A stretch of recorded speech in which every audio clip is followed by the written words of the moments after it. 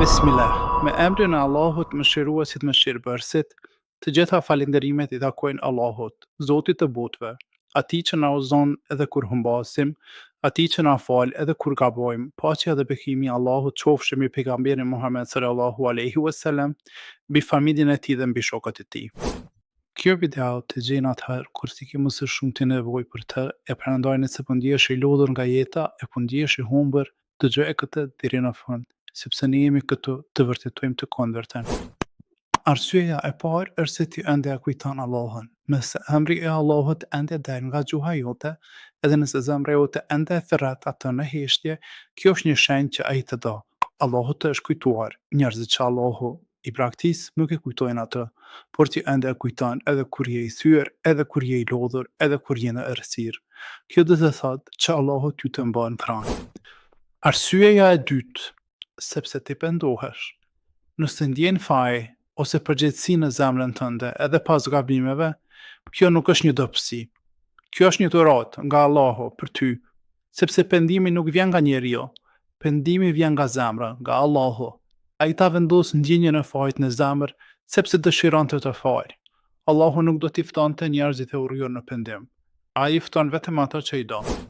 Arsyeja e tretë, sepse sprovat po të pastrojnë.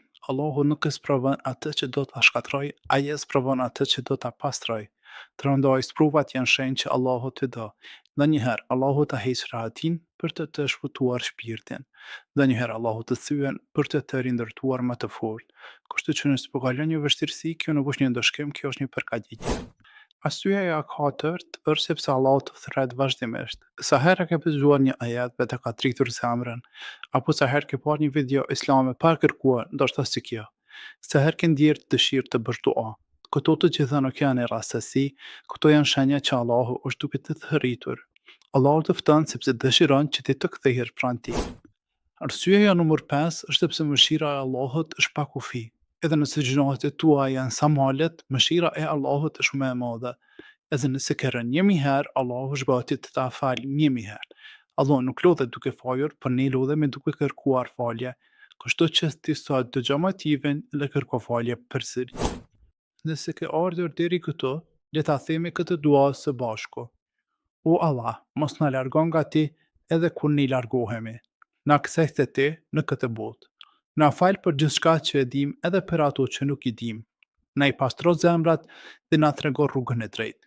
Na e prano këtë Ramazan dhe veprat e mira. Amin.